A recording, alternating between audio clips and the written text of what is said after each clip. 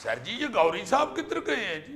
अजीजी, मैंने गौरी साहब को प्रोग्राम का मॉनिटर मुकर्रर कर दिया है। अल्लाह खैर करते, किधर बियारो डंडा खरीदन गए नहीं? यार वो डाक और मेल्स निकालने के लिए गए हैं, बस अभी आते ही होंगे। हाँ ये आ गए ये आ गए जी। बस वो क्या करें गौरी साहब, ये इतनी देर कहाँ लगा दिया आपने? सर जी वो झगड़ा हो गया था। किससे झगड़ा हो गया गौरी साहब? वो प्रिंटिंग मशीन वाले से। क्यों? वो कहता जी मशीन में कागज दो। वो मैंने कहा भाई कोई मशीन में गन्ना दो, कोई रॉ निकले, कोई सीने ठंड पवे। वहीं से झगड़ा शुरू हो गया। वो कह रहा मैं किधर कोई रॉ वाली रेडी ला के बैठा है, तो मैं क्या मैं भी कोई ऐसे कोई लड्डू नहीं बेचन दिया। चले कोई बात नहीं, ये जिया को दीजिए ताकि फिर हम देखें आज हस्बे डाक में हमारे पास क्या है। ठीक है, ये लें जी जिया जी, आप पढ़ें, मुझे तो पढ़ना नहीं आता। अच्छा जी, हस्बे डाक में आज पहली मेल है कोहाट से और की है अफजल खान ने। कहते हैं अस्सलाम वालेकुम अजीजी साहब। वालेकुम सलाम जी। कह रहे हैं कि ब्लैक एंड व्हाइट टेलीविजन की बात करके आपने सुनहरे दिन याद करवा दिए। वाकई क्रिकेट मैच देखने के लिए हमारे घर में पूरा मोहल्ला इकट्ठा होता था। हफ्ते के आखिरी दिन भी बच्चों को ड्रामा या फिल्म देखने की खसूसी इजाजत मिलती थी। बिल्कुल ठीक बात है। उस वक्त हफ्ते में एक तो ड्रामा हाँ जी, लगता आता था। एक 50 मिनट वाला, एक 5 मिनट वाला। उसके लिए बकायदा इजाजत लेके वालिदैन से तो दूसरे के घर जाके ड्रामा देखना पड़ता था। सही बात। उनमें बाद ऐसे बच्चे भी होते थे जिनको सिर्फ ये पता होता था एंटीना किधर करांगे तो सही आएगा। हाँ, अंटीने पे था ना सारा टीवी। जी, तो वो जी, किसी जी। वक्त अंटीना तुम्हारे जैसा परिंदा बैठ के घुमा देता था, तो फिर जाके दोबारा उसे सेट करना पड़ता था।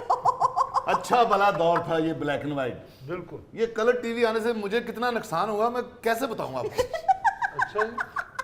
नहीं, ये तो अभी भी किसी वक्त कलर टीवी के सामने खड़ा होके तो लड़ना शुरू हो जाता है। की तकलीफ है तेनों? मैनू की एडा शो हा के बहाने कलर टीवी, मैं तो ब्लैक एंड व्हाइट ही आना होंदा, मैनू की। अच्छा जी, अगली मेल में आई है बलूचिस्तान से और की है अब्दुल करीम ने। कह रहे हैं अस्सलाम वालेकुम फरीद साहब। वालेकुम अस्सलाम अब्दुल करीम साहब। कह रहे हैं कि सर्दी का मौसम शुरू हो गया है, लेकिन बलूचिस्तान में सैलाब से मुतासिर लोग अभी तक अपने घरों को नहीं लौट सके हैं। निगरान हुकूमत की तवज्जो इस तरफ करवाएं कि सैलाब मुतासरीन की बहाली के वादों पर अमल दरामद करें ताकि ये लोग मौसम की सख्ती से महफूज रह सकें। बिल्कुल जी अब्दुल करीम साहब, वैसे तो निगरान हुकूमत में निगरान वजीर आजम भी बलूचिस्तान से हैं। हाँ जी, यानी अगर इस तरफ तवज्जो भी मीडिया ही उनकी दिलवाएगा तो फिर लम्हा फिक्री है। हाँ जी, जाहिर है वो बलोचिस्तान से ताल्लुक रखते हैं, उनको तो पता होना चाहिए हाँ। कि किथे करियाने की दुकान है, किथे टायरां नूं पैंचर लगते ने। हाँ। ये तो बड़ा अहम मसला है। हाँ जी सर, बिल्कुल। देखे ना, सैलाब ज़दगान जो बेचारे हैं वो अभी तक अपने घरों को नहीं लौट सके, और वाकई सर्दी बड़ी सख्त शुरू हो गई है। बिल्कुल। बलोचिस्तान में तो वैसे ही सर्दी भी बहुत पड़ती है। हाँ। तो मेरा ख्याल है काकड़ साहब को जिस तरह उन्होंने पिंजरा पुल याद कराया था ना गा के, जी। इसी तरह सैलाब ज़दगान को भी चाहिए कि कोई गाना बना के उनको सेंड करें। शायद वो जाग जाए। हाँ जी, हाँ जी। वैसे तो माशाल्लाह उन्होंने अखा तो लगते सौंदे ही नहीं। अच्छा जी, अगला हमें मैसेज आया है मुल्तान से और किया है आसमा जुल्फकार ने। कह रही हैं अस्सलाम वालेकुम अजीजी साहब। वालेकुम अस्सलाम आसमा बाजी।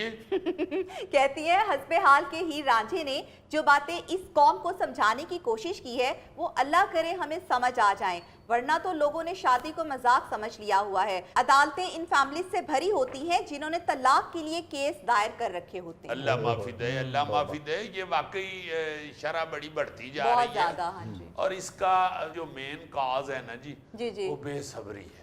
बिल्कुल सही। तहम्मुल खत्म हो गया है, बर्दाश्त खत्म हो गई है और बेसब्रे हो गए हैं। और अजीजी तवक्कुआत ज्यादा बढ़ गई हैं। हाँ जी, मेरा मतलब है कि घरों में ये छोटे मोटे झगड़े होते रहते हैं। हाँ जी, होते हैं। उनको तूल देना और बर्दाश्त ही ना करना, जाहिर है छोटी छोटी बातें बढ़ते बढ़ते बड़ी हो जाती है ना जी। जी। तो आप छोटी छोटी बातों को बर्दाश्त करते रहें तो वो फिर बड़ी नहीं हो सकती, हाँ जी, वो वही खत्म हो जाती है। तो अगर आप बर्दाश्त नहीं करेंगे तो फिर तो बात बढ़ेगी। बिल्कुल। और वैसे भी हम ये चीजें जो हमारे मजहब में हैं हम उनको सीरियसली नहीं ले रहे। बिल्कुल ये एक मजहब के अंदर जायज अमल है, मगर ये वो अमल है जो रब्बुल इज़्ज़त का नापसंदीदा तरीन है। बेशक। तो हमें डरना भी चाहिए रब की ज़ात से, हमें ये जहन में रखना चाहिए अल्लाह पाक ने अगर इसे नापसंदीदा तरीन अमल कहा है जी, तो फिर ये इससे बच ही जाए तो अच्छा है। अच्छा सर, अगला मैसेज हमें आया है कराची से और किया है असमत सरफराज ने और कह रहे हैं अस्सलाम वालेकुम हस्बे हाल टीम। वालेकुम अस्सलाम। कहते हैं अजीजी साहब, ये बात बिल्कुल दुरुस्त है कि जीवीएस जैसे बहुत सारे डिजाइनर्स होममेड वर्कर्स से काम ले रहे हैं और उनका सहारा भी बने होते हैं, लेकिन ये लोग असल कारीगर को उनकी मजबूरी का फायदा उठाते हुए पूरा मुआवजा कभी भी नहीं देते हैं।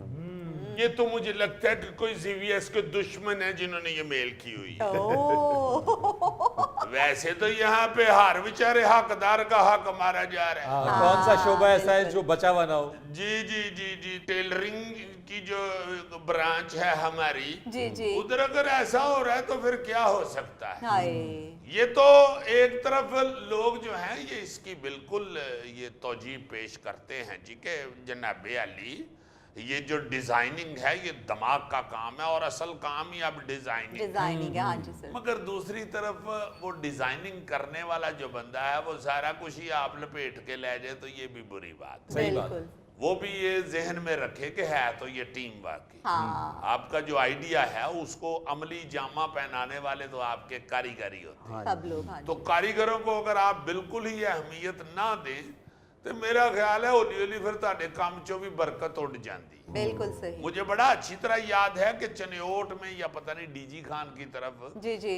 एक फर्नीचर कंपनी थी, फर्नीचर बनाते थे और उधर उनके पास एक कारीगर था, बड़ा ही अहम था। अच्छा। उन्होंने बाकायदा उसके हाथों की उंगलियों की इंश्योरेंस करवाई थी। उन्होंने कहा कि भाई ये हाथ जो हैं ये बड़े कीमती हैं। वाह। ये तो ऐसा कारीगर है कि ये पूरे एशिया में दूसरा हमें कोई नजर ही नहीं आता। क्या और अजीजी कारीगर अगर ना हो तो लाख आइडियाज लेकर आ जाओ, लाख क्रिएटिविटी लेकर आ जाओ, अगर मजदूर नहीं होगा काम करने वाला तो खुद तो कोई काम नहीं करेगा। हाँ जी हाँ जी, ये नक्शा बनाते ही है ना।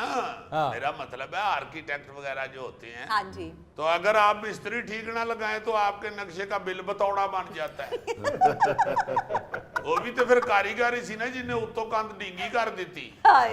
बकौल गौरी के थल्ले मुंह करके कहंदा मुबारक होवे घर वालियो उत्तों ਤੁਹਾਡੀ ਜ਼ਮੀਨ ਵੱਧ गई जे। थल्ले खलोता रहे आर्किटेक्ट, ਉਹਨੇ उत्तों नक्शा ही ਉਹਦਾ पाड़ ਛੱਡਿਆ। नाज़रीन, ये था आज का हस्बे हाल। जाने से पहले एक खूबसूरत बात, जिस तरह चांद के बगैर रात में चमक नहीं होती, उसी तरह इल्म के बगैर दिमाग रोशन नहीं हो सकता। बहुत अच्छे। मुझे अक्सर दोस्त कहते हैं क्या ये तुम्हारे चेहरे पे चमक सिर्फ इल्म की वजह से।